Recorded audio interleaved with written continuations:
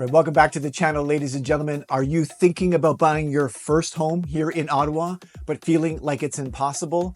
Well, rule changes just dropped that can finally make this happen for you. And here's the kicker. Ottawa's condo market is slowing down, which means there's a unique window of opportunity that most people are missing. In this video, I'm breaking down exactly how these new mortgage rules can help you buy your first home and why condos, yes, condos, might be the best move right now. If you've been waiting for the right moment, this just might be it. Let's go.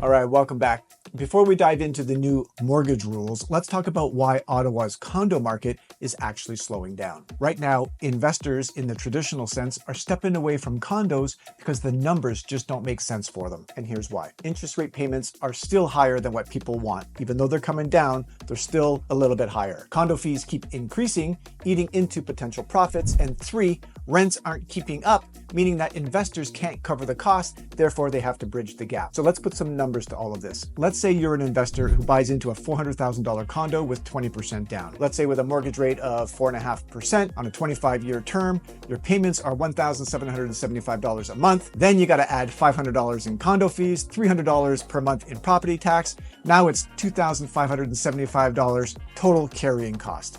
But the condo, let's say, only rents for $2,300, that's a $275 to $300 gap every single month.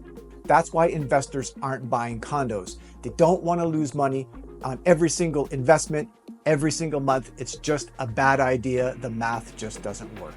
But here's the thing. This is good news for first-time homebuyers. With investors pulling back slightly, there's less competition in the market and sellers are more motivated to negotiate because obviously there's less demand. And now with these rule changes, getting into the market is easier than ever before. All right, so the first new big rule that was instituted in December of 2024 was the 30-year amortizations on insured mortgages. Before this, if you put less than 20% down, your mortgage was capped at 25 years. But now, first-time homebuyers can extend their mortgage to 30 years, meaning lower monthly payments. So let's run through some hypotheticals again. A $400,000 condo with 10% down on a 25-year mortgage at 4.5%, you'd be paying roughly $2,050 per month.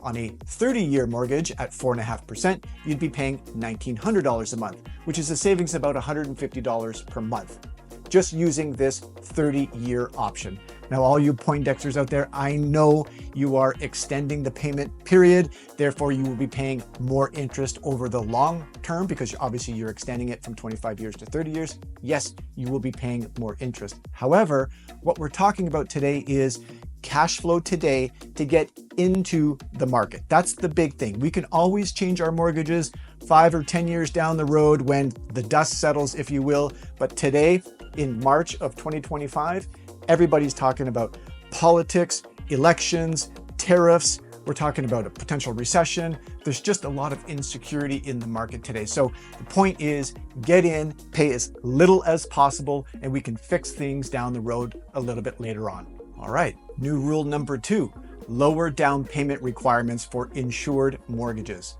Before this rule change, if you had less than 20% down, you had stricter mortgage rules. Now, these rules have been relaxed, meaning that you can buy a home with less upfront cash. So again, we're going to put a $400,000 condo, let's say, and if you had to put 20% down, you'd be dropping $80,000 to avoid higher mortgage insurance. With the new rules, you can now put down as little as 5% down on the first $500,000. That means instead of the $80,000, like I said, you would be putting down $20,000, which is a huge difference. And again, it's about getting into the market. And with Ottawa condos sitting on the market longer than this time last year, sellers are no doubt willing to negotiate because life goes on after all. People sometimes lose their jobs, their marriages fail, etc. There's always going to be a market to sell. So there's always going to be a market. So there's probably going to be room for a little bit more negotiation because the market demand is less from an investor perspective.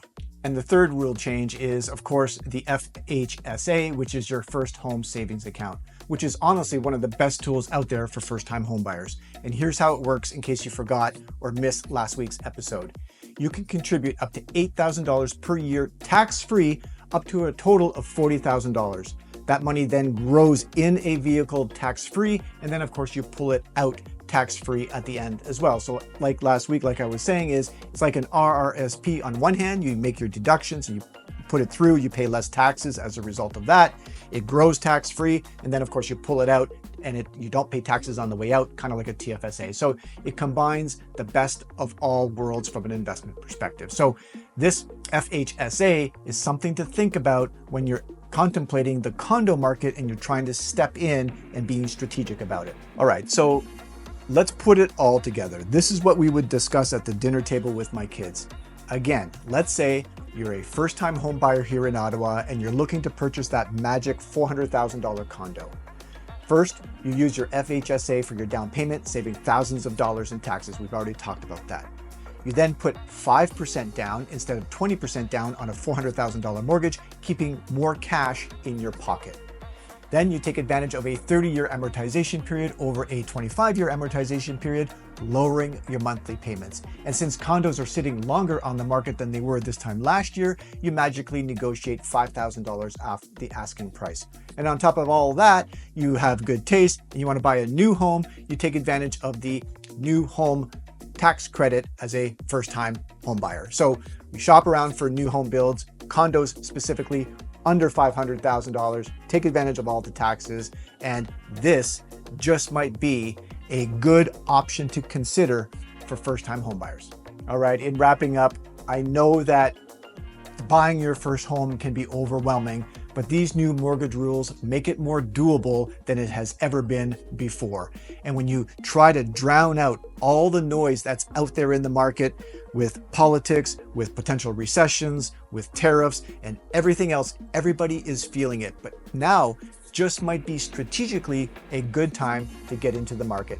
Anyway, food for thought. I hope you enjoyed it. Reach out to me if you found that this is valuable. If you have any questions whatsoever, let's go through the condo market as a first-time home buyer. Let's go through all the rebates and incentives that are possibly available to you. And let's go kick some tires. Let's go look at some new builds and let's see if this is the opportunity that you've been looking for.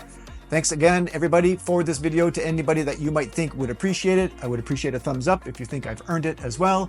And until the next video, take care.